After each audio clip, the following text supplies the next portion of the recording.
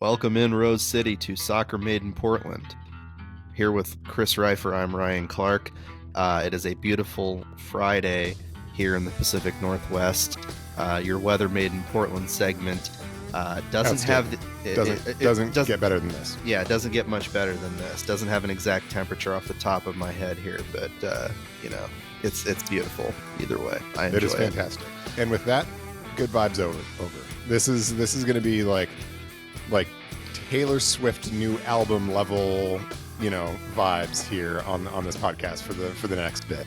31 songs on that double album for Taylor Swift. Really prolific this morning. Really prolific. I mean, that's a high freaking volume. I have yet to listen this morning. My fiance Emma would be furious. No, she wouldn't care. it's pretty early in the morning, but I'm sure she has already gotten through a good portion of it.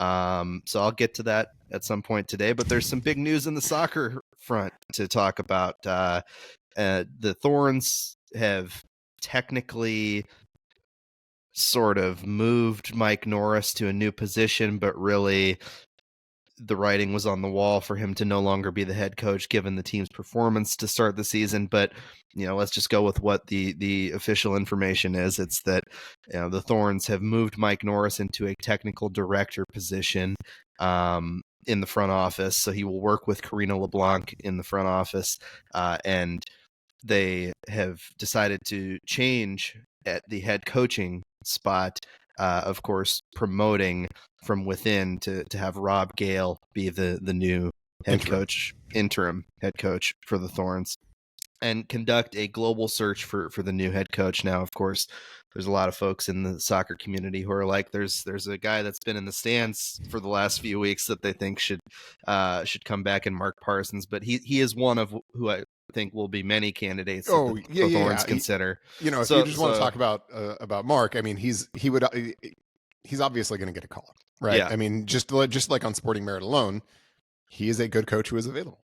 Right. And so they're going to give him a call, but they should also be looking beyond just Mark, of course. Yeah, definitely. And they will. And this is a big moment for the Thorns, obviously, to make this move this early in the season, but one that fans had already sort of been calling for, and not that factors into the decision making at all.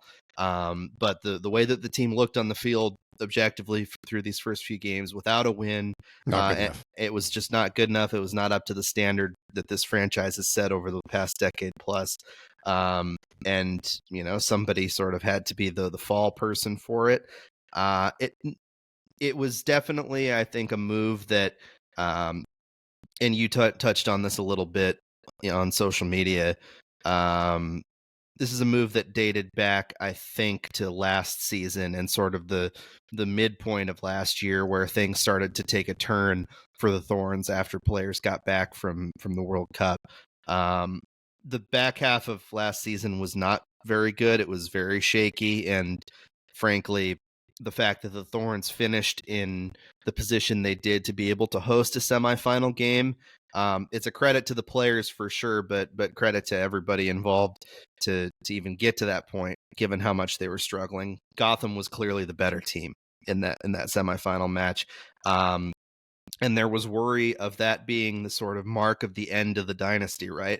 The Thorns retooled. They added some great players. They kept some great players and veterans. They may have more to do. We'll see. There's a big name, Maria Sanchez, floating out there. Maybe they can make something happen for her. Speaking of somebody who's going to be in the stands. Yes. She will be in the stands. Yeah, probably not going to be playing based on the last couple of days' developments, but likely to be in the stands at Providence Park on Saturday. Although maybe she won't even be there in person. Who knows, given where things stand with her and the franchise. But to the more specific point about the Thorns' struggles over the last half season plus a little bit of like a 1/8 of a season, it's not up to the standard, right? There's too much talent on this team, even with the questions about depth, even with the questions about experience along the bench. There's too much talent on this team for them to be performing as poorly as they are right now. This game against Houston tomorrow, we're recording this podcast on Friday, so it's on Saturday. is a matchup of two of the worst teams record-wise in the NWSL right now, which we did not think was going to be the case at the start of the season for the Thorns. So that's the impetus, obviously, for this move for Mike Norris. Mike obviously is somebody that a lot of people in the organization have a great deal of respect and admiration for. Genuinely one of the nicest people I've encountered in sports. Not every coach and not every person that you interact with in sports is going to be a gracious and kind individual, as we know all too well. Breaking news. Breaking news. So I've always liked Mike, and I think it'll be good for the Thorns to still have him around and have his insight, but it definitely appeared to be the right move given where things were at for the team. Yeah, I mean, this is a room temperature take. Anytime you've got a team with as much talent as the Thorns have and had sort of in the second half of last year that underperforms to the extent that the Thorns have and did both in the second half of last year and in these really, really rough first 4 games of this year. Anytime that's the case, people are going to look at the coach, right? I mean, it's and that's not an irrational thing. I mean, there are good reasons for that. And I think that's just what's happening here. The one thing that I think is notable about this is when it's happening. There is usually a lag between when fans start aggravating a little bit and when a move like this is actually made. The fact that this was made just 4 games into the Bethal's tenure atop the organization, I think is a very, very significant indication that they are not here to mess around. That when they come in and they see things that aren't up to the standard, they make changes. And it's not a matter of being punitive. It's not because Mike Norris is a bad guy. I mean, everything that I've heard aligns completely with what you just said, that he is a really good person, and that he has soccer knowledge. It's not that he's a doofus by any means. It just wasn't working with him as head coach. And so, the way clubs can be very different in the way they sort of assign things to technical directors and how they sort of shape that technical director role. Sometimes the technical director is sort of like the person who like primarily has responsibility for like the non-first team stuff on the sporting side of the club. Sometimes the technical director is like the de facto GM who does all of that stuff, and the chief soccer officer is in more of a leadership executive type role. So I don't think we know exactly how the Thorns are going to shape up their front office. It's clear that they're adding to it. That is an additive move to bring somebody else into the front office. That's something, frankly, that was sorely missed and was long overdue. This is something that has been aggravated about to some extent within the organization for, I'm not kidding you, years, like a half decade or more. That they didn't have this kind of role on the Thorn side of the org. Yeah, for a while it was when Gavin Wilkinson was GM. It was sort of like, that it was all at his discretion, and obviously, Gavin left the organization for very public and talked about reasons. But the interesting piece of that is that somebody like him built out what became a contending roster too, right? Yeah. And so now in this new era, and Karina LeBlanc has made some major moves of her own, including Jessie Fleming this offseason, who is still obviously integrating herself into this Thorns team. Any GM, whether they are experienced or not, is going to value having more heads to knock together and people with experience and connections to try and build out the roster. So yeah, so so I don't know exactly how they're going to shape that role. I mean, because of that, I guess I can't really tell you how good I think Mike Norris is going to be at it. But sort of where I land is good. Like he seems like the quality of person whom you'd like to keep within your club, and if he's successful in that role, then fantastic. But it wasn't working out as head coach. I think that had become very, very obvious.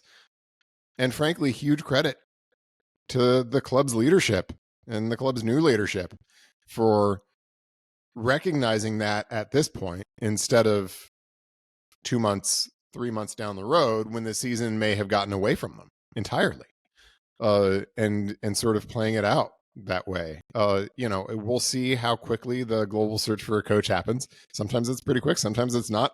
I would guess that this probably is going to take a little bit of time because I can't imagine they've had that much time to build out their sort of bench of coaches whom they'd like to hire. Given all of the other things that they're doing right now, they're basically rebuilding the club. So I wouldn't expect that they have, their short or long list prepared. So, I think this is probably going to take a little bit of time yet. But, I think if you're a Thorns fan, it's not exciting that Mike Norris isn't head coach anymore because, you root for people like Mike Norris, right? You want people like Mike Norris to succeed. You want people in the club to succeed. He didn't in that role. That's too bad. And that's regrettable, truly. So you're not happy that this has happened to Mike Norris.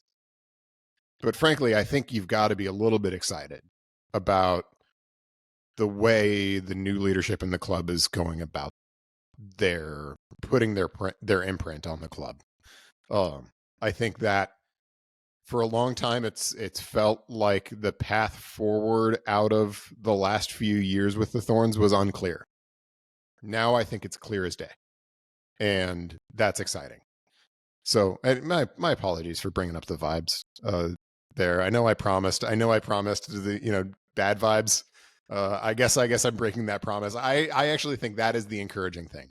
Yeah, I think that's a pleasant surprise for people too, because we obviously have acknowledged and talked about for weeks a lot of the negative and the challenges that the team has faced, and we don't even really need to get into much from the North Carolina game because that was the straw that broke the camel's back. How right? good was the game? The coach got fired after it. Yeah. That kind of tells you everything you need to know. Yeah. Coaches usually don't get fired or I guess reassigned, restructured, however you want to say it, after good games. Yeah, it was a terrible game. They went down 2-0 early and did not do literally anything. Never looked within the universe of getting back into it. Yeah, Soph had a couple shots that were close, but beyond that, it's like you can put Sophia Smith on the field with 10 squirrels and she's going to get hers. Yeah. That's a classic Reiferism. I mean, in fairness, it is a riff off of a Ridgewellism. Yes. But nonetheless. But yeah, I mean, Soph is always going to get hers. That's not a question. Yeah, so not much obviously to talk about from that game that applies directly to what's going to potentially happen tomorrow, right? Because, Rob Gale, while being Norris's assistant, and we don't know how they sort of split up the tactical approach, or if Gale had a different philosophy, or how much he disagreed with Mike Norris on that front in terms of lineups or philosophy or whatever. But the change either way could reinvigorate this team ahead of tomorrow's game. And this game against the Dash is absolutely the ultimate get back game. I mean, for they kind of need 3 points, right? It's 100% like they need 3 points now.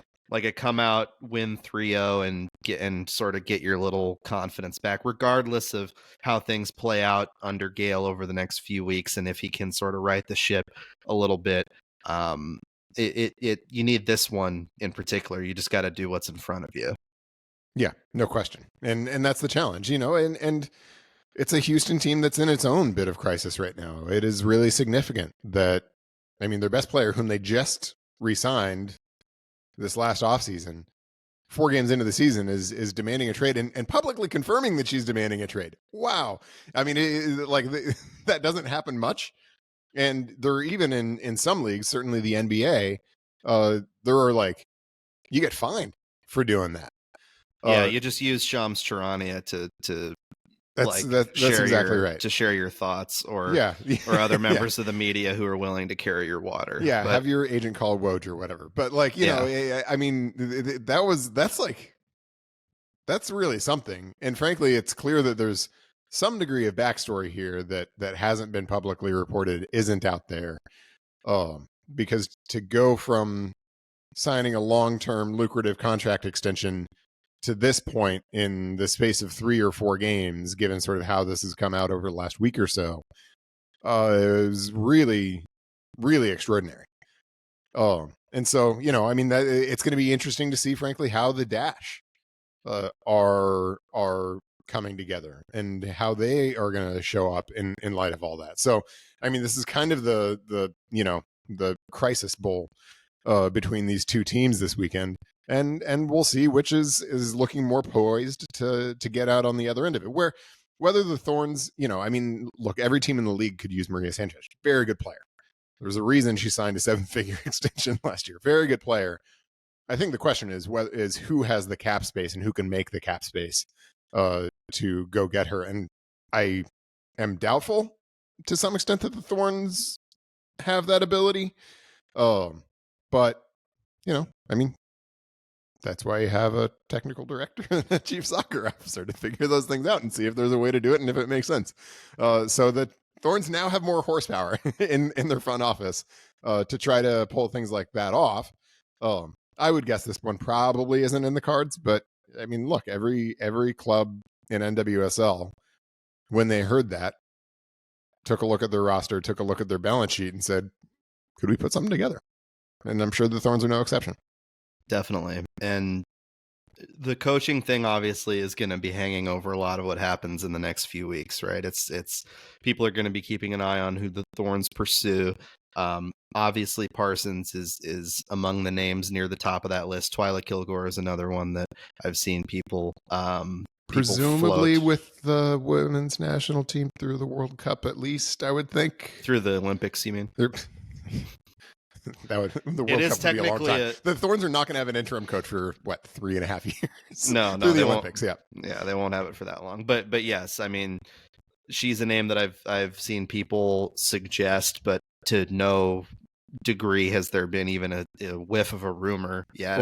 Or interest. Who else? I guess for you, like are the candidates? It's so hard to say. I mean, look, I think they will probably be looking at least at some candidates over in Europe. Those seasons are wrapping up in a month or so.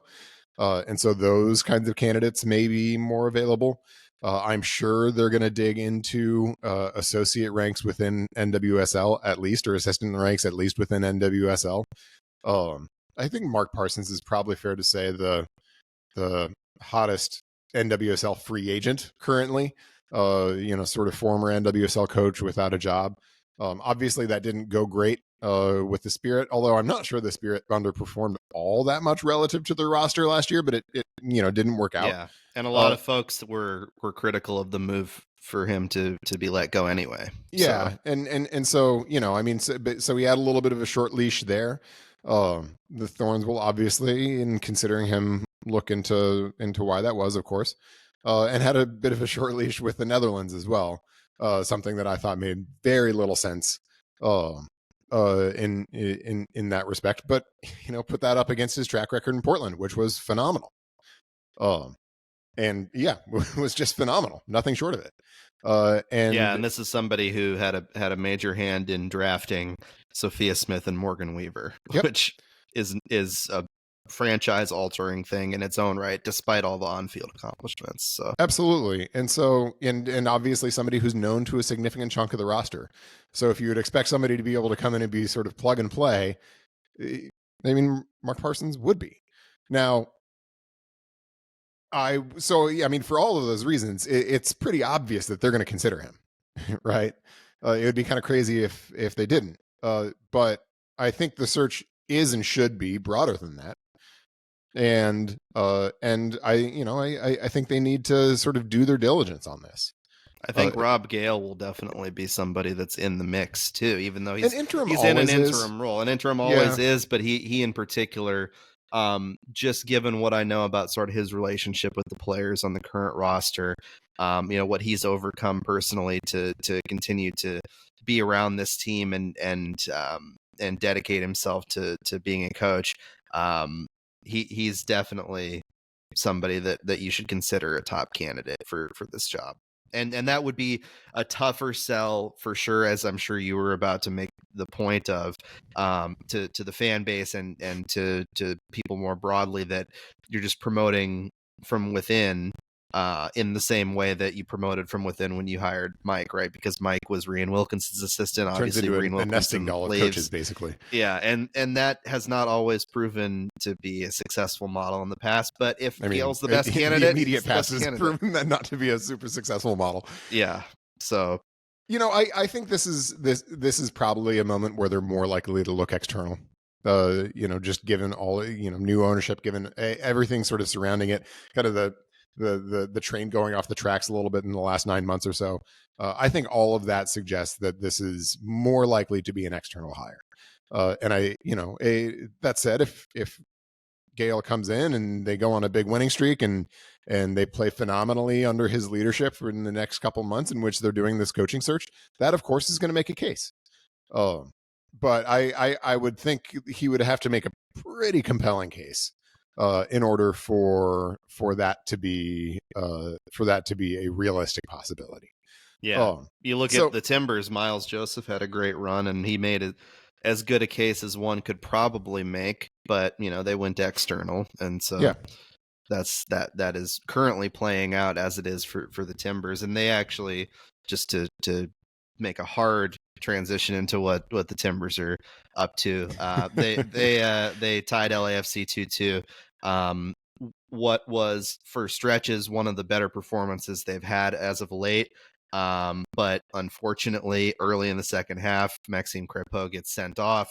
They give up a goal to make it 2-2 after being up 2-1 at the break. And then it's just stalemate the rest of the way. Now, credit to the 10-man Timbers for grinding out the result the way that they did the rest of the way. It would have been very easy. Yeah. Put the bus on blocks. And they did it. Yeah. Credit to them. They got a little bit lucky.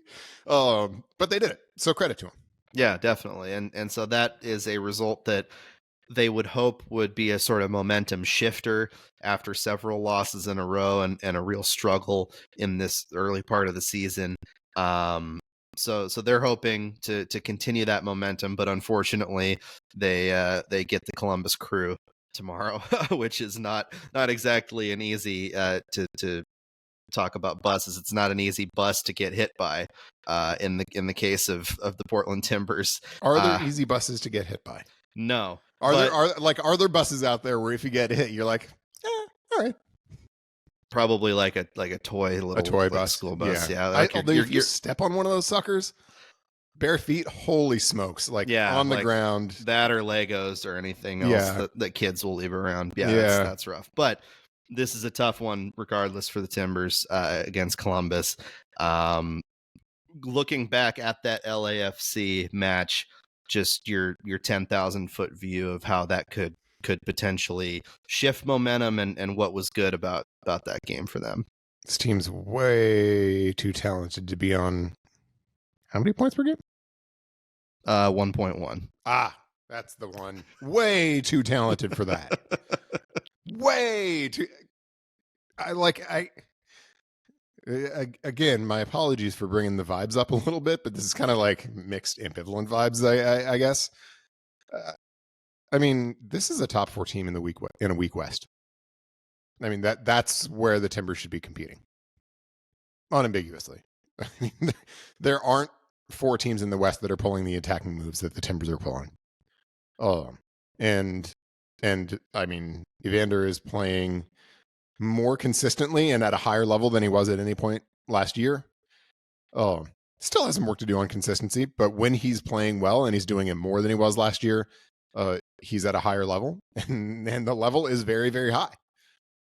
Jonathan Rodriguez is a really versatile, really interesting tool that you can use in a few different ways.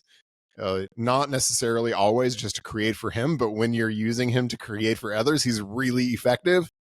Yeah, I really liked the move with him on the wing and then Mora up top. I think that was before they had to pull Mora for the shift. It was nice. It was working. Felipe Mora is playing really well. Anthony is playing really well. I mean, that's a good, talented outfit. We haven't even talked about Santi Moreno, who's got to get back in form and maybe off Instagram, but I mean, that's a really good unit. There aren't 4 teams in the West that have a better attack than that. the Galaxy, I think, probably are as talented in the attack. Maybe LAFC as well is in that conversation. Although, I mean, LAFC is still largely Bouanga and company. I might take as a unit the Timbers attacking unit over LAFC's right now. Galaxy is really good. Yeah, Galaxy is pretty dang good. They've got Paintsel. They've got Ricky Pooge. They're stacked. They've got Joveljic. They're really stacked in the attack, and there's a reason they're at the top of the conference. But I mean, short of that, I'm not sure I see a team out there who's sort of, top 4 or 5 attackers I would take over the Timbers. And so that's good, right? You would like to have a good attacking unit. Not good enough where they're at in the table in light of that. Not even close to good enough. I mean, it's different things every week, but they sort of follow the same thread, right? And I'm just not convinced that they're organized enough. I'm not convinced that they're prepared enough to come in and get the results that, frankly, they absolutely should be getting. That should have been 3 points. Period. And it wasn't 3 points because they gave up a goal to LAFC in the first half shortly after they took the lead. That was like page 1 of LAFC's textbook. Like page 1. They're not. LAFC has been, so little context on LAFC's season to date. It's been up and down. They've been really stale in possession. Where they've been dangerous has been in transition. But they've been super stale in possession. And a lot of people have been saying that sort of like the false 9 system that they're running with Bogusz as a false 9 just hasn't really been working. And the first goal that they scored with Bouanga starting high and pulling off the front line, trying to get a defender to do something stupid and open up a gap. That is the very basic example of what they're trying to do. And the Timbers bought it hook, line, and sinker. I mean, like, that is exactly the kind of thing that should have been in video this week, right? In the Timbers video sessions, they should have been looking at that and talking about how are we going to defend them when they do this. Everybody else has kind of figured out how to defend this. And the answer is don't go chasing Denis Bouanga into midfield. It's not that complicated. And yet there the Timbers were. Araujo is chasing Denis Bouanga into midfield. There is a run into the key bridge size boat sized gap in the Timbers backline, and Bogusz runs through it and scores.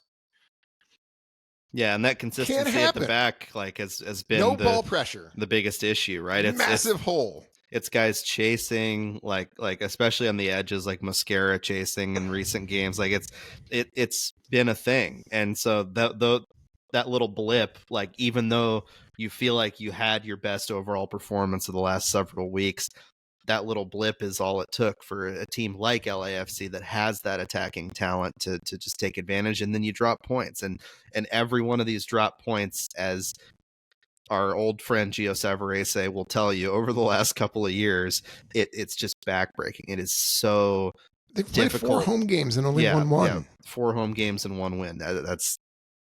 It's not good. And even when they gave up the second goal in the red card, it's not like that came out of nothing. Denis Bouanga was through on goal.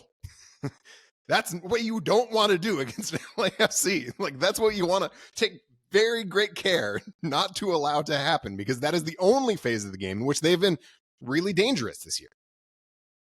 And yet, with the 2-1 lead early in the second half, there he is, through on goal, behind the defense.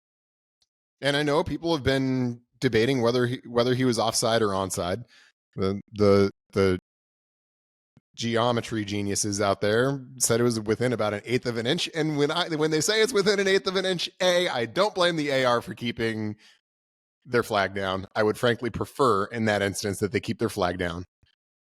And B, I don't blame the VAR for not saying, "Oh, we gotta, get the ruler and the protractor out and figure out if he's 1/8 of an inch offside."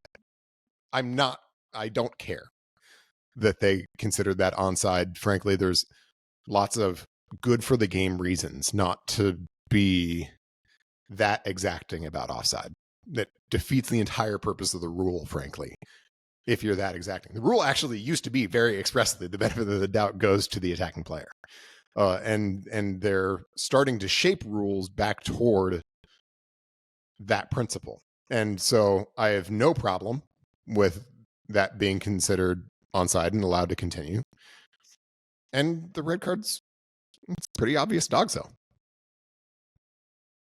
And you know, I mean, he had to make a play, right? Kripo had to make a play. It's not like he was doing something crazy. That's a rare like thing from him. Like he's an aggressive goalkeeper. Let's call it what it is. Like he has put himself in some precarious positions occasionally this season. He's got to try to make that play.